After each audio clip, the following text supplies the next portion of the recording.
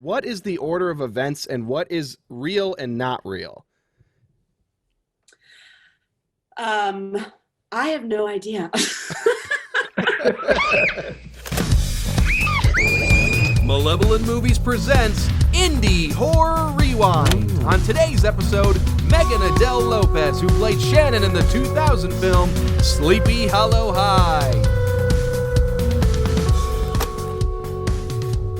I'm good. I'm excited to talk to you. So I'm Ryan. We got, I don't know if you can see who you can see or not, but Tyler's here. He's using all the controls. He does all of our editing. He's like the mastermind behind all of this. Usually he's the reason we're doing this. He messages us. Me. You're the reason that you were trashing a 17-year-old. Is that? Yep. And Nick is here as well. So Hello. We don't have everybody here. Cool. Sorry, I'm in this French countryside retreat, and so I realized you can see my bed, which is kind of messy. And can I hold on one second? Yeah, whatever. There we go. That's better. So anyway, nice to meet you guys. You as well. I listened to your whole podcast. Sorry. No, I'm sorry. Who should be apologizing? I feel like maybe I should be apologizing too. For the first time in our short history of doing reviews of movies, we were contacted by somebody directly involved in one of the movies that we reviewed. It's a bit of a first for us, so we're very excited And very sorry. and very apologetic to Meagan Adele Lopez, who played the lead Shannon in Sleepy Hollow High, all the way from France this afternoon. How you doing, Meagan? I'm good. And I just want to say, your podcast was passed around to the entire cast and crew. We're blackballed. We have this Facebook chat, and every once in a while there'll be some random review that comes up that we'll share. We get a kick out of it, and because we all know how bad the movie is, and we can't believe that people are actually still watching it. But some of us several times. Tyler, how many times have you watched it? I have watched it 4 times. Once 10 years ago for a bad movie night, and then twice for the podcast, and then I just rewatched it again. I'm impressed. Thank you. Yeah. I think it's cool. I think it's really cool that you guys are, one, you still keep in touch, and the fact that you have a group still that you exchange things with, because we are very similar. We've made a couple of films, and we often will share reviews, especially the bad ones, because those are the most fun. Amongst ourselves, and we get excited, when somebody says on Amazon, "Oh my God, this is the worst thing I've ever saw." We get excited. So I like that you guys are similar doing a similar kind of thing with Sleepy Hollow High. Yeah, it's kind of a goal, right? I mean, we don't. Well, I think you guys made a good point on the podcast that you wish you could say that it was so bad it was good. But it's not. Although it's funny, it's funny because there's this fan who watches it every Halloween, and he found me on Instagram, and we're kind of friends now. That's awesome. And he loves the movie, and then there was another incident when I was working as a personal assistant in Los Angeles, trying to get my acting career off the ground in 2007. And this guy, I had been going to the UPS store every single week to get off packages for my boss or whatever. And at the end of the year, after I was I'm going to move to England because I had fallen in love and everything. And he was I just want to tell you that I didn't want to say anything, but I'm a huge horror cult fan, and I recognized you.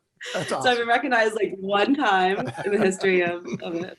So when you said you were living in France, I was like, holy shit, that's pretty incredible. So how did you get, how did you find yourself in France, from Sleepy Hollow High to France? That's a long story, but it's been 20 years. Oh, I did want to say we worked. Yeah, so we worked on. It was the weekends because I was still in high school, and into USC for college, and then I worked in casting for a bit. I think you guys mentioned that in the podcast. I worked in casting for, some great films. Juno, The Day the Earth Stood Still, Max Payne, Wanted. And then had a little bit of like an acting career. I wouldn't barely call it that, but, and then, fell in love with an Englishman, moved to England, and then really started this career in marketing and had my own social media marketing agency. And then eventually, which led me to be the global digital business director for the New York Times. And they moved me to Paris to oversee their global digital advertising business. Wow. I left there about 2 years ago to actually go back to making films and writing. I have a TED Talk tomorrow that I'm doing, which is about the hero's journey and like, is it keeping us stuck in this patriarchal white supremacist, capitalist society, or is it the way to free us? And you're doing this the day before that very important talk. Well, I'm not sure which one is more important, really. Like, this one. We appreciate that. I had to, you guys are helping me take the edge off. Oh, good.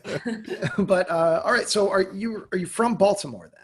Is that what I gather from? Yeah. Okay. The movie was filmed in Maryland. I went to Baltimore School for the Arts for high school as a theater major. And this was really like a big deal for me, like when I was 17, because I auditioned for the part. I was going to be the lead in this role. The process was, definitely interesting. Now that I'm like directing my own films, looking back on it is definitely, it's like, oh, okay. I was definitely the youngest in the cast, so they always made fun of me for being like underage and things like that. But I was still smoking cigarettes and, but I'm from Baltimore, so like we grew up really young there, or really, really fast there. So, but I'm from Baltimore originally. I haven't lived there in like 20 years. Well, since really you had to leave after the movie. Yeah, I was like, I can't be seen in this town anymore. George Stover was like, this city isn't big enough for both of us. Yeah, exactly. No, and I'll never forget because we actually had a screening of the film on the big screen, and I invited like my theater director, who was like, the god of our school, to watch it. And I was like, what did you think?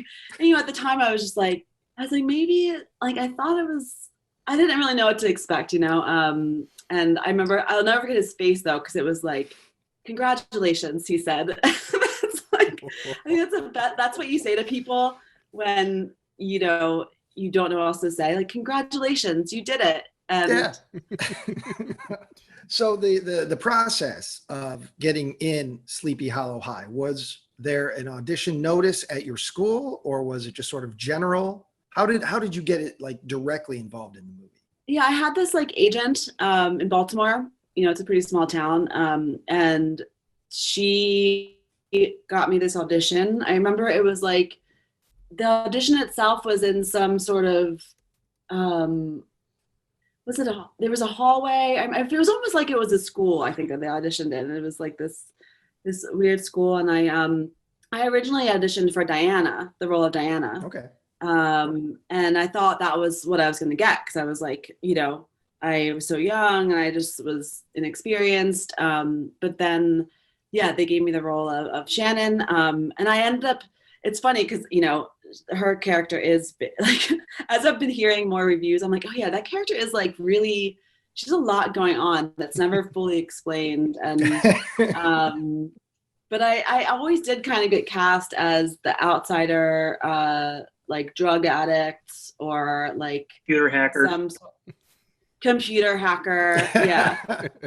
And was it you guys were talking about, like the computer hacking was just kind of coming of age at that point, I guess? Yeah. We were talking about, was that something that was prevalent in pop culture at the time? And I recalled going to see the movie Hackers, and that would have been 95 or 96.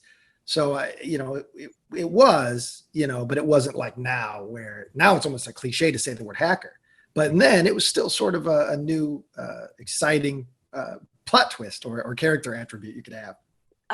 There was one thing that when I was talking, as my character Shannon was talking to Mr. E about, the files that I had uncovered, that was supposed to be me having gone into the files, like computer hacking his files. And I think you guys on the podcast said something like, or you were confused by that line. But I just wanted to clarify. That was part of my Appreciate that. Peter Parker character. Well, that's part of why, why we were excited to talk to somebody, talk to you involved in the film, is to clear up those sort of issues that, stuff that we might have missed or were confused about.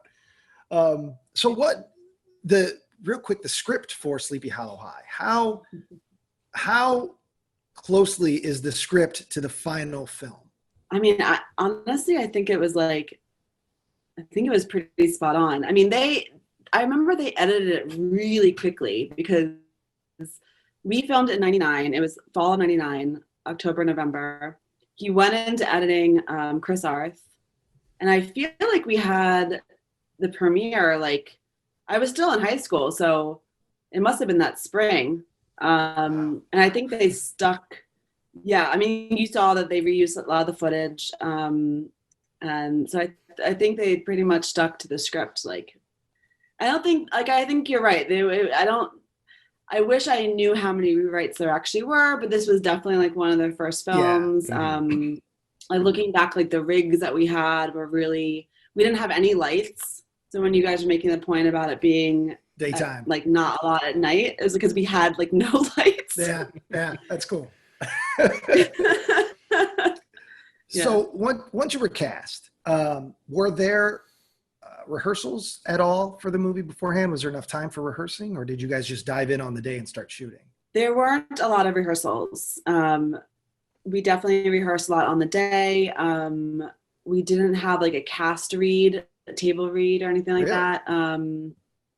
Not that I can remember. Again, it's a long time ago, but I don't remember a table read. I remember getting the script and like really rehearsing with my acting friends, in high school, and then kind of being directed right there and then. They were definitely long days. My mom dropped me off and then picked me up. But yeah, there wasn't like a ton of rehearsal. No. Okay. So did your friends think that you were like super cool being in a movie at 17? Yeah, I mean, a lot of my friends were actors at that high school, so it was kind of like, I mean, some of my friends had been on. There was a Corner at that point. They were later on The Wire, because that was all filmed in Baltimore, and a number of them had done like kind of independent films. But yeah, I was definitely one of the only ones who was starring in like an independent movie. So yeah, it felt like a big deal at the time for sure. Although I remember thinking I always downplayed it even back then. But I'm glad I did. I'm glad I didn't tell like everybody. I'm glad social media didn't exist back then. So the other cast of the other actors in the film, not including Mr. E, who's also the director, did you know any of those people beforehand in circles or any kind? They was all new. The woman who plays Bobby, she actually had gone to my high school, but like years before. So we knew, like, we had all the same teachers and everything, but I didn't know anybody. Nobody. What was the vibe then on the set? Where there were, I mean, because every film often, I shouldn't say every, but they often, you may have dramatic moments that weren't intended, that aren't on screen, between the cast and the crew, and some things break down. And, were there any, you don't have to go too juicy, but were there any moments on that set in particular that you remember it was just, chaos? Well, we had a lot of fun on the set, actually. There was a lot of laughter, and the sound guy, George, he was like kind of like my dad. So he really took care of me. I was taught to be like so professional, and so, so I was just like studying my lines whenever I wasn't on, or trying to be like as professional as possible. And I think for me, like, hardest was kissing Matt, because that was like my first on-screen kiss, and I wasn't that experienced, and so I remember that was like, there were so many inappropriate, like looking back, really inappropriate jokes about me kissing Matt, and like me being 17 and all that kind of stuff. I remember when Z runs, like, that car was Mr. E's car. I mean, it's a classic, like, oh my God, that car is so funny. And I remember that Z runs around, and then he he slides across the car and he like scratches like the shit out of Mr. E's car. And that was like, I remember that was like really like a tense moment. He was not happy about that. But yeah, no, those are kind of like the only big things that I remember. And then like the whole, like, what would you say, the Stanley Kubrick shot where he catches like the Nerf ball. I remember they were really intense about that, and getting that shot down, and One thing I knew, I was like, that shot, because that's not something you just do by accident. That would have been planned out and storyboarded. They wanted to get that match cut. So the note that you made about the Headless Horseman. So he was like a pretty big like basketball player, I guess, at the time, the guy who played it. And so they were really excited to have him in that role. He was really cool. He looked a lot like Dennis Rodman, actually, like he had that kind of face as well. Oh, and then we like the Scream Meets Dawson's Creek, that thing, that was Femme Fatale. Do you guys know Femme Fatale magazine?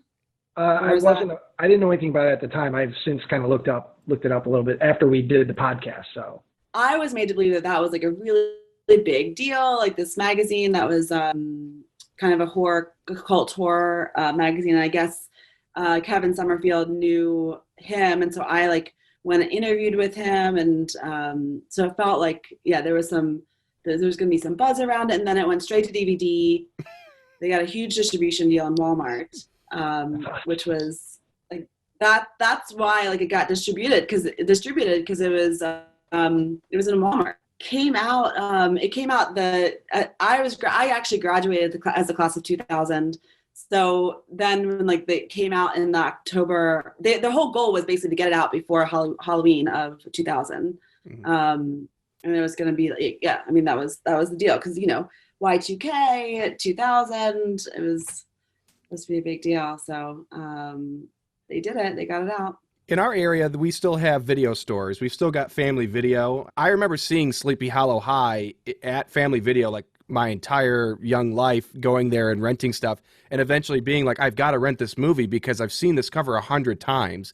And of course, it always made me think of Halloween. So I'm like, okay, it's going to be like a Halloween knockoff, not anticipating what beauty would be behind it. And I still think that I had a great time the first time I watched it when I was like 20 or 21 or whatever that was. I made a trip to Family Video, the nearest one to us, and it's on the fucking shelf.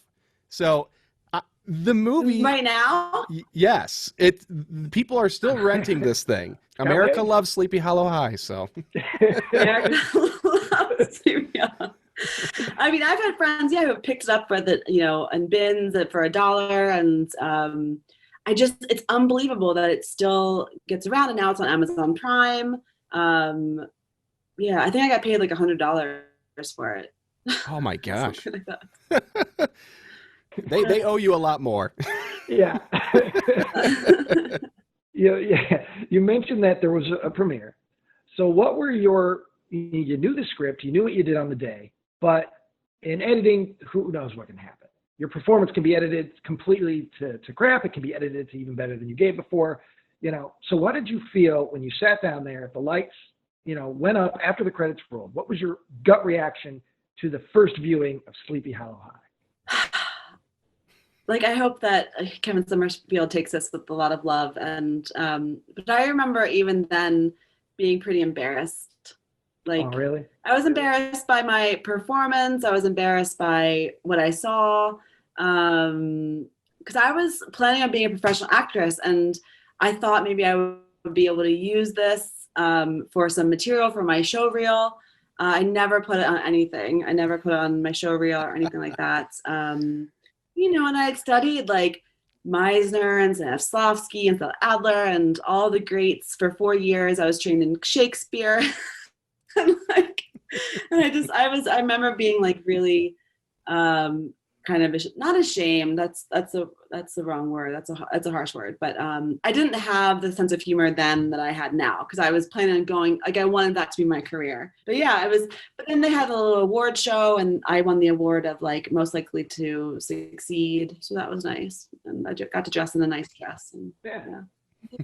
So it's overall, you would say your experience with Sleepy Hollow High from beginning at least to now has been overall positive? Yeah, I mean, look, the shooting, the whole experience shooting was like a lot of fun. We also did a music video. I don't know if you've had the pleasure of seeing our music video that we did. No. I don't Where think can so, we but find knowing this Tyler, we'll get You on tell. it. The DVD has all of these special like features. We have interviews with the cast, behind the scenes. There's a music video. Yeah, the DVD is like, can't believe you missed it. I feel robbed. It's like you have to like hover on like one of the pumpkin eyes or something to find like the special effects or the special okay. features. Yeah. Okay. Come on, Kevin Summerfield. Don't make it hard for us. Don't worry. I'm putting in an order right now. I'm buying the DVD. I knew Tyler would be on it. Oh my God. So overall, yeah, I mean, I had a great, it's just the gift that keeps on giving, you know, it's like this interview with you guys, listening to the podcast 20 years later. I mean, I'm actually going to mention it in my TED Talk. Really? That's awesome. Yeah. That's awesome. Yeah. You inspired me. Well, that makes we inspired somebody to do something other than turn our channel off. So that makes our You said you were still in touch with most of the cast and crew. Are you still in touch with the actor who played Z? Yes. Ruben Brown. We want Z. Z's character, all right, and then of course not the actor, but Z's character they made him so awful, like such a bad person that even in his small hero moments, you're like, I can't root for the guy. I mean, your dissection of the character was brilliant. I thought. No, I'm sure he would love to. I have to admit, you guys you were pretty nice about me, actually. You didn't really say anything. You didn't really say anything about me, actually. Well, that's good. So that was maybe a good thing. We don't, because that's the thing, and I said this to you earlier, is we don't expect anybody involved in these movies to come across us. I mean, we've talked about how cool it would be. Wouldn't it be awesome if we got this director on and let him defend his movie if we were particularly brutal to it? What did we say? What have we done? Say? I'm like, I'm going back. I'm like, how brutal were we? We have to, Yeah, did you guys have like a group chat where you're like, fuck, like what's going on? Exactly. Oh, yeah, you're 100% correct. Yeah. Yeah, I was screenshotting I was the one messaging you on YouTube, and I was screenshotting the conversation every time you would message. I'm like, she's responding. Like every couple minutes, she's responding. Yeah. If there's anything we got wrong in the interview, I'd hope that you can you'd correct us, but it sounds like we weren't too far off. Yeah. Well, I was actually really impressed with like all the things that we need to clarify is the dream sequences. What is the order of events, and what is real and not real? I have no idea. Well, that makes I don't think they had any idea. I mean, none of it's real. Like I didn't think at the time how horrible that ending was, and like, but no, I think it's that none of it. I think the idea is that none of it's real, but you have to get the impression that maybe her dreams weren't so off the mark, that there was something else happening in the town that made her feel like that, and that she was, this principal, he was clearly fucked up. I think that's kind of the point, because she's blaming it on her drugs that she's been taking, but then when she's walking, she's clearly freaked out still, and then you zoom in on the. That's how I always interpreted it, at least, was that like she wasn't. The whole movie is basically about gaslighting a woman who knows what's happening. Yeah. In the neighborhood. Well, I was convinced. That's what it's about.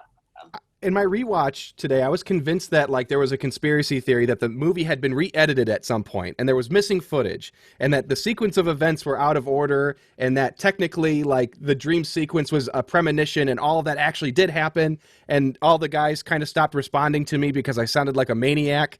And so I was curious, like the principal component, you see the cutting of the articles at the beginning, and then he just pops back up at the end randomly when you point out his house. Like, is that really how it was in the script, and then that's just what they shot and how it came out? I honestly don't remember. You'll have to talk to, I'm sure Kevin Summerfield or Chris Arth would be happy to come on and talk to you about the process. But yeah, I don't remember. I do know if you've watched the scene in the classroom, I loved your commentary about that as well. With like the one funny part was the guy putting like I think it was what are those things called with the gooey stuff in the middle? Twinkies? No.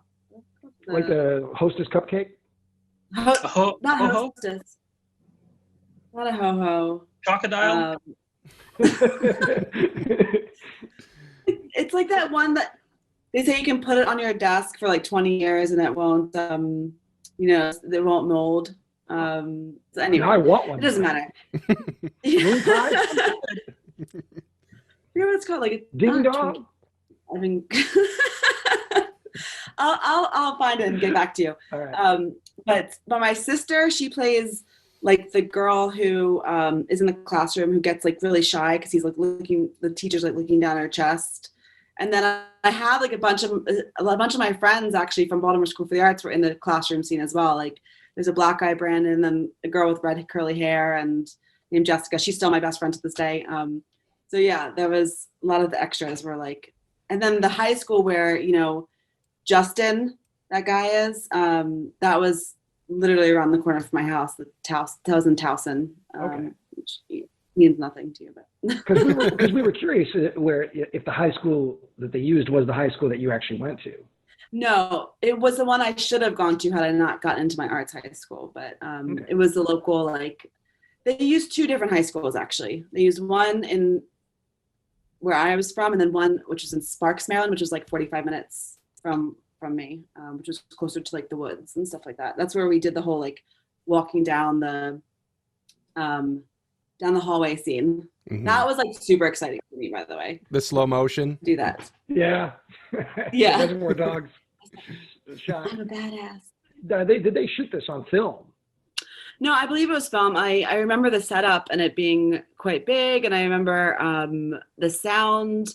They had one boom, one sound guy. Our crew was like, there was like 3 people on the crew.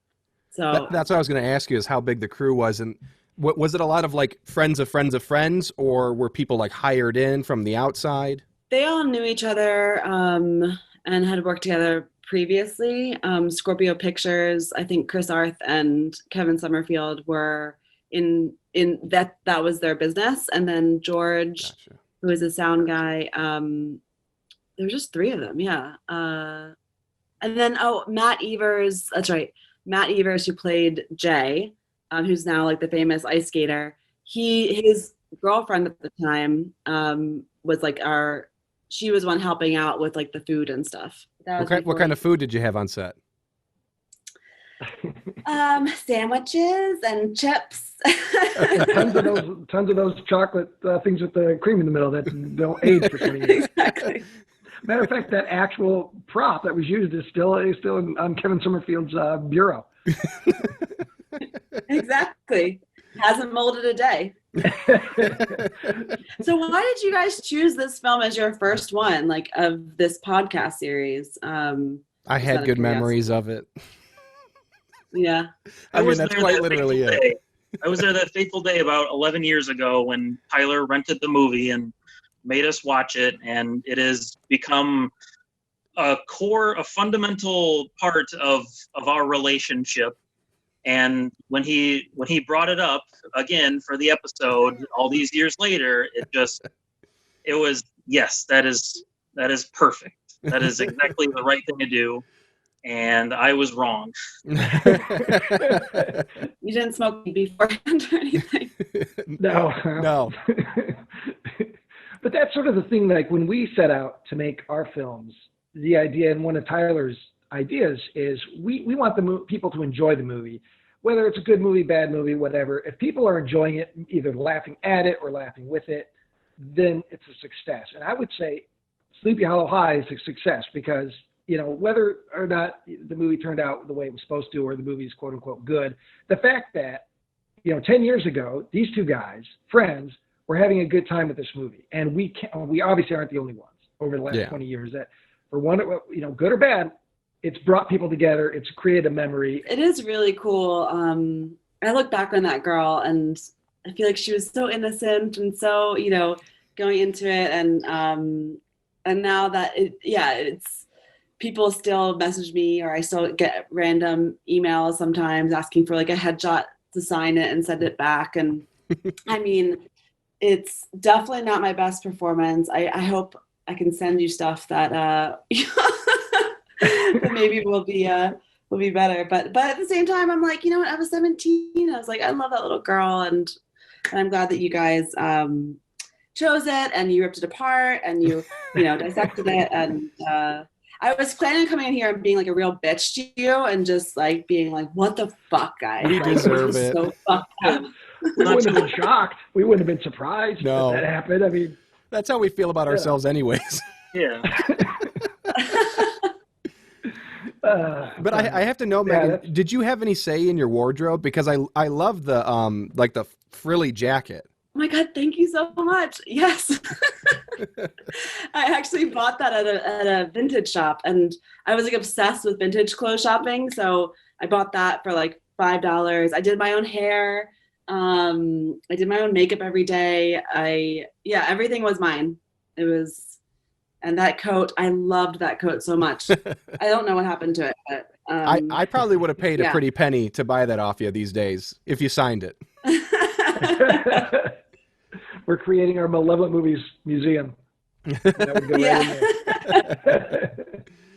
No, but I love, like, I always, it's funny because even in college, I was obsessed with like curling my hair like that. Actually, I guess I still kind of do it, and just kind of like pinning it up. And so that's what I would just do, is like pinning my hair. And I would get all the girls in college to come, and before they go out, like do their hair just like Shannon. Yeah, so that's the style. So when you were, this just occurred to me now, when you were working on those bigger studio movies, at any point in your conversations with coworkers, people talking about, hey, what have you done? Et cetera. So did you bring up Sleepy Hollow High? Only once I got to know them really well. No, I mean, it was always like a funny thing when I would date a guy, like to bring it up. Mm-hmm. That was like, oh, and I starred in this really bad horror movie when I was 17. That was kind of like, or like when you go around and you start a new job and they say 2 truths and a lie, or like one of those things. That was like one of the things that, nobody knows about me or whatever. But yeah, no, I mean, and when I worked in casting, I definitely didn't bring it up.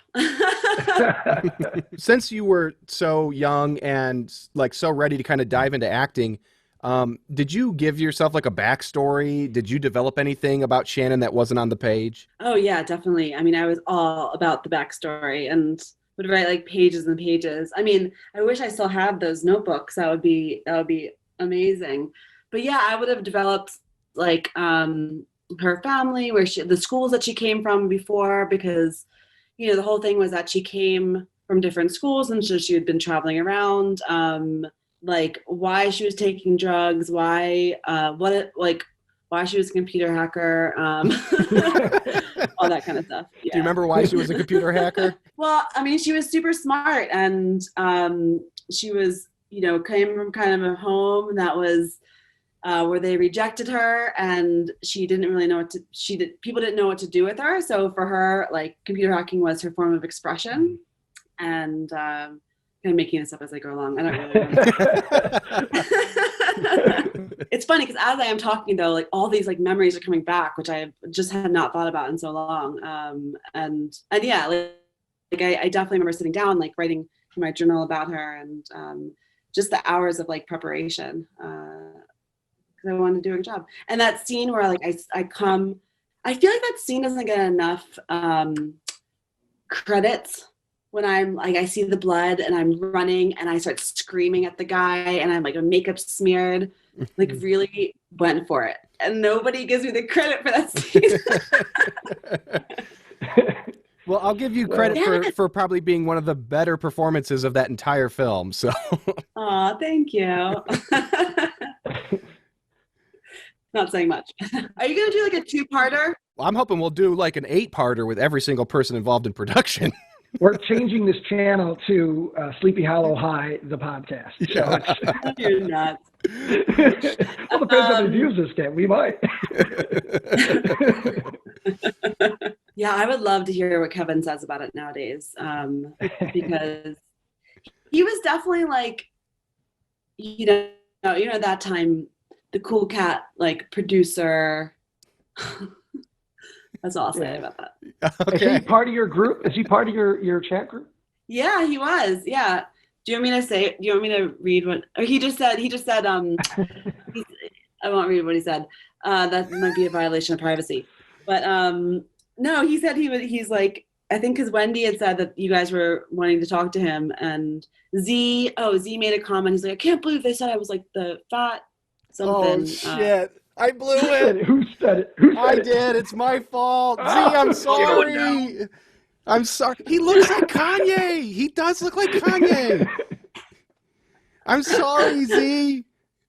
Z's coming for you. Oh, that's so funny. You know what? I'll let him do his tackle move on me. He can take me out. I'll let him do it. He was the best.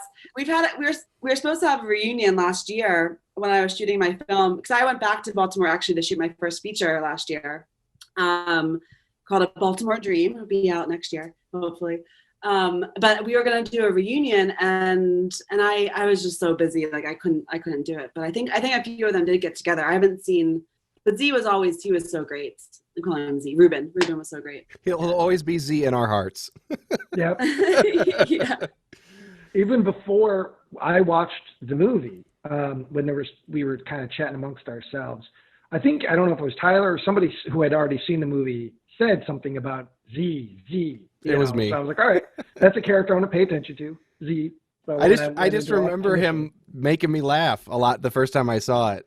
Yeah, because he has one of those great lines with like, the black guys are always going to be the first one or something like that, which I feel like has been used since then quite a lot. But I like to think that he came up with that line. I think he ad-libbed that line. He actually did a lot of ad-libbing, a lot of improv. Yeah, was that encouraged? Yeah, it was for sure. I think I was too inexperienced to ad-lib a lot, or to improv. But Z was very like comfortable, and as you could tell, so comfortable in front of the camera. So yeah, he definitely improv'd quite a bit. Yeah. He improvised the entire chocolate syrup thing. He brought his own. Yeah. That whole scene was like so drawn out. Oh my God. Well, the funny thing as well was like I was supposed to be, the lead. But I remember when the first trailer came out, I wasn't in the trailer at all. It was like all like, you're the lead, but we're not going to show the lead in the movie. Yeah, it was all like Z and Mr. E and I guess that's the director's cut, right? And yeah, I was not in it at all. So like you and Z kind of go at it quite a few times because it's alluded, or you guys have a conversation about a previous drug or something he sold you that you thought was pure, but apparently was not. What was that drug? I always thought it was shrooms. Okay. Pure shrooms. Some sort of psychedelic, maybe LSD. LSD. I think it was LSD. Yeah. Okay. And yeah, that part was definitely ad-libbed, actually, now that I think about it. And I like go and punch him and I miss him. Yeah. It was like really bad. I actually really can't believe that you guys wanted to do another podcast about this, considering I thought you'd be like never wanted to even talk about this film again. So we've been talking about this for 12 years, this movie for 12 years. So it never gets old. And we've done a couple episodes since, and we keep talking about how much we enjoy listening back to the Sleepy Hollow High episode. Because surprisingly, there may not be a lot going on in the film, but we have a lot to say about that. And we enjoyed talking about it more than we necessarily did watching it. But it's leading to this and hopefully future endeavors with Kevin and Ruben and Wendy. So, hey, keep bringing it on. I hope we can get a sequel revival going. I want to see what these cats are up to 20, 30 years later. So I'm saying it now. Sleepy Hollow High 2. Would you be up for a sequel? I would have to read the script first. Yeah, well, yeah. We'll pay you $105. How about that? Yeah, I mean, if I could direct it, I'd be down. What would you do differently if you were making Sleepy Hollow High? or the sequel in this case? I would definitely have a plot. I would definitely. I would definitely have a sense of suspense and build up, bit more backstory. I actually love what you guys said about what like the first, like the movie itself should have really been like the first quarter or something. And then, I think definitely never end with a dream. And would Jay and Shannon be together? That's no. I would make Shannon much more of a badass for sure. I want to say this about Shannon, though. She's kind of a jerk because she must not think too highly of all of her friends if they're such terrible people in her subconscious where what she was dreaming about them. She must really not like Z. Well, none of them are her friends. That's the thing. Like, I guess Diana was technically her friend, but in my mind, Shannon had kind of just arrived at school. Like, she didn't really know any of them. You have that one line when you and Diana are walking down the street at the end of the movie where you kind of suddenly start saying very important, relevant things about your character. I'm new to town. I guess I should make some new friends and do all this stuff. And I'm like, well, I want to know more about this person, not the shroom taker. And that was like right at the end, right? Yes, right at the very end. It's like your last line. Yeah, like I think the setup needs to be better, right? Like let's have a setup. Let's introduce the characters. Let's actually try to care about them a little bit. Then when they die, yeah, maybe a little bit upset, maybe not. But we're doing the 20-year later sequel to Sleepy Hollow High. Where do you see Shannon? Working for like the FBI. Wow. She's Or computer skills. She's like using her skills, like working for the FBI or like a spy. Maybe she's like a spy somewhere. Maybe not a spy. No, that's too much. Spy in France.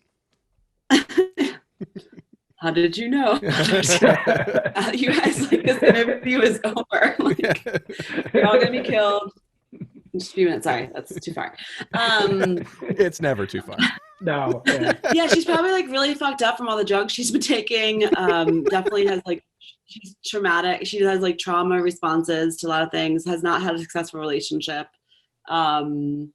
But kids start getting killed off one by one, like in this, in Sleepy Hollow, and she has to go back to the spot where all of her friends previously got killed off in her dreams. I like that. No.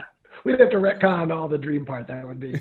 We'd have to have another dream that was you dreaming about something that really happened. So to bring it all back, just one more dream will fix it all.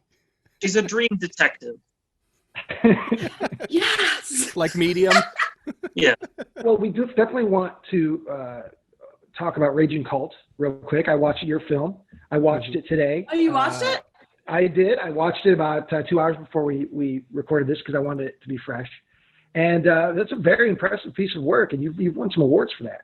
Yeah, it was my first film, my first attempt at like writing, directing, and filmmaking and acting in it. And it was basically like a dare that I gave myself because I had gone to Sundance that year with this other project that I've been working on, and not my own, but. And I met this girl, this producer at Sundance, and she was like, look, I'm doing this like film festival. Do you have a film that we can show there? Because we really got along, whatever. And I was like, yeah, sure, I have a film. Did not have a film at all. And so I such a Shannon move. It's like, Yep. Such a Shannon move. Yeah, typecast. And so I wrote it in like a week or two, found the crew, cast it, and edited it like in a month and a half. And wow. It was really just like, could I make a film, first of all? And I had a really, really good crew around me, who always surround yourself with people that are better than you. And they were. And I'd acted with the girl who played Molly in plays in Paris before, so I knew we already had like a good rapport, and I was kind of angry at the world at that point. So I'm not angry anymore though. Like the film really helped me get over it. So I'm really interested in like the docufiction as a genre.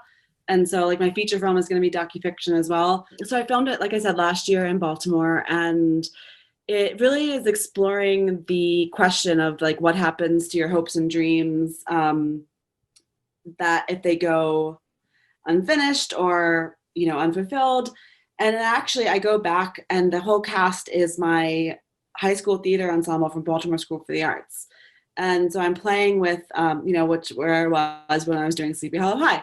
And again, I haven't lived back in Baltimore in 20 years. So again, it's docufiction. So I'm going back and I'm filming them like in their lives, but I'm also at the same time playing with the idea that they were once actors, and how much do we act in our real lives and every day. But I come back to my hometown. I'm kind of like a bitch.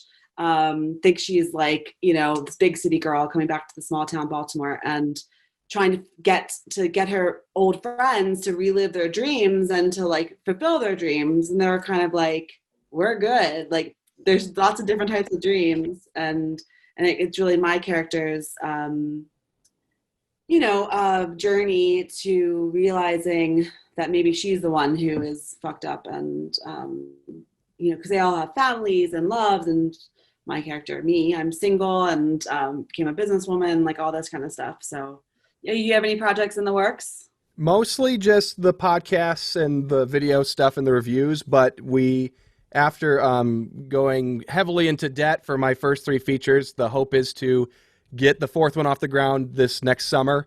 It's not a question of money. It's a question of what's a good idea. And so I think we found it today with Sleepy Hollow High 2. So Yep. Yeah. Problem solved. when we get Kevin on, I'm going to try to buy the rights for the sequel off of him. We'll have angry people on Twitter telling us we ruined the legacy of Sleepy Hollow High. Somebody's always tweeting at Tyler, just hating him. You destroyed it. 20 years of my childhood is just destroyed from the terrible sequel you made. Well, hey, she's got a big day tomorrow, so we should probably let her go. Yeah. Yeah, I'm gonna go. I look forward to seeing the TED Talk reveal, and it's just an empty stage. And in the last, 10 seconds, you come running on, disheveled, still in your pajamas, like, oh my God, I was on this terrible podcast. And then it cuts to credits. They ruined everything. It was all a dream. It was all a dream. Perfect. Scene.